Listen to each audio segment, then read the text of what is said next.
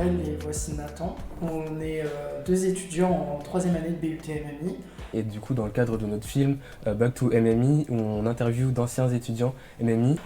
Pour en fait montrer ce que devient en fait les diplômés, connaître leur parcours et savoir en fait quelles sont les opportunités qu'on peut avoir après. Pourquoi tu as choisi MMI et qu'est-ce que tu en as pensé de cette formation?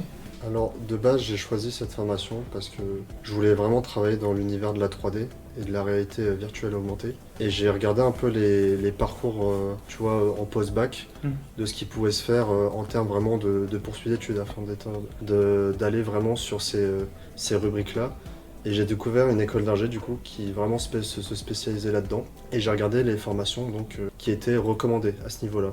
Et j'ai découvert la formation MMI, donc qui alliait vraiment la partie technologie et art, et c'est un truc qui m'a vraiment plu parce que j'aime bien le contact humain, pas juste rester derrière un écran et faire des projets, vraiment avoir des interactions avec les gens, et c'est pour ça que j'ai rejoint cette formation. Du coup, j'ai commencé par, j'ai eu un bac S, sciences de l'ingénieur, et vu que j'en avais plutôt marre de tout ce côté maths, je voulais vraiment partir vers quelque chose de créatif, et donc c'est là où j'ai appris l'existence de MMI, où je savais que j'aurais pu vraiment plus bosser dans des domaines qui m'intéressaient, parce que je touchais déjà un peu à ce genre d'activité dans le métier. Je faisais un peu du montage dans mon temps libre, du coup je savais qu'en MMI j'allais pouvoir faire beaucoup de choses qui étaient un peu comme plusieurs cordes, et après me spécialiser plus tard. À la base, donc c'est une réorientation.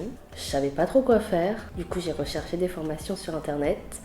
Et parmi tout ce qui existe, il y avait le BUT MMI. Et comme j'ai toujours été assez créative et que ça touchait à plein de trucs et que je ne savais pas ce que je voulais faire, c'était une bonne opportunité pour travailler plein de trucs et me donner plus de temps du coup, pour décider un peu plus vers quoi je voulais me diriger plus tard.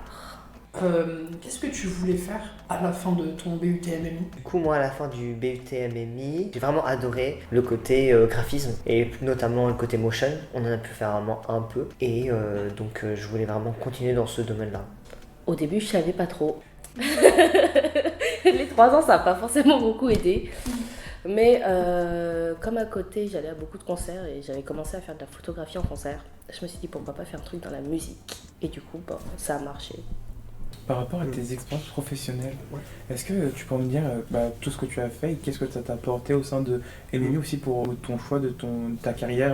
Pour ce qui est des expériences professionnelles, j'ai surtout eu le stage et l'alternance en MMI, mais j'ai eu aussi des petites interactions dans le domaine professionnel au-delà de ça. Mais ce qui m'a surtout, je pense, imprégné dans ces expériences professionnelles, ça a été l'alternance, parce que déjà c'est un cycle qui est imposé et qui est assez, on va dire, sportif, surtout dans les derniers rushs de SAE en fin de semestre.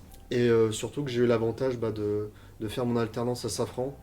Donc vraiment dans un domaine, on va dire, sans vendre l'entreprise, mais ils étaient vraiment à la pointe de la technologie sur certains endroits. Et de voir vraiment tout le matos, tu vois, lié à la technologie, utilisé dans un environnement professionnel, et de le suivre derrière à travers les différents intervenants et les professionnels, que ce soit des ingénieurs ou même des doctorants dans certains laboratoires. Je trouve que c'est vraiment un truc qui m'a, on va dire, donné envie d'être à leur place, quoi, et de manipuler sur ces différents secteurs-là.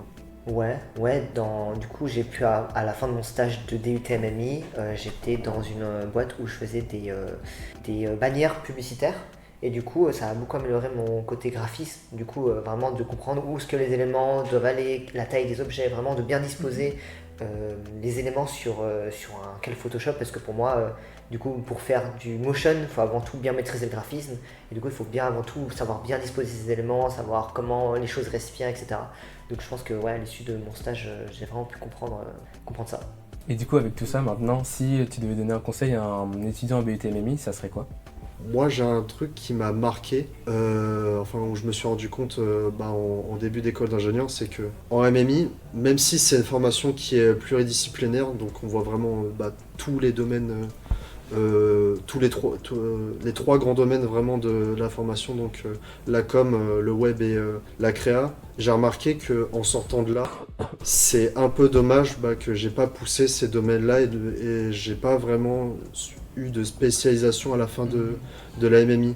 Je suivais les cours, tu vois, j'étais un peu bon un peu partout, mais j'avais pas vraiment une marque comme certains de mes potes avaient, qui se sont par exemple spécialisés soit dans la com, soit dans la vidéo, ou soit dans la créa. Et ça, c'est un truc vraiment qui m'a marqué et que j'aimerais véhiculer pour les futurs MMI, c'est que même si on a plein de projets, je pense que la formation, c'est surtout un truc pour nous faire découvrir ces différentes facettes-là et de nous faire comprendre qu'on peut avoir vraiment plein de poursuites d'études et de sujets, mais qu'au fond, faut suivre ce qu'on aime et aller sur les différents horizons qui nous plaisent dans la formation et même au-delà dans le monde professionnel, quoi.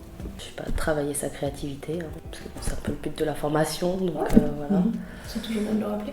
Moi, je pense c'est expérimenter, c'est-à-dire profiter et expérimenter, parce qu'en MMI, du coup, on a vraiment l'occasion de se chercher, de trouver ce qu'on aime faire grâce au fait de pouvoir faire toutes ces choses différentes et de vraiment juste kiffer, parce qu'après, lorsque du coup, souvent après le DUT MMI, on se spécialise, du coup, on va entre guillemets potentiellement perdre ce qu'on faisait avant ou bien se concentrer sur quelque chose. Donc peut-être aussi de voir vraiment se questionner sur ce qu'on veut faire et puis profiter.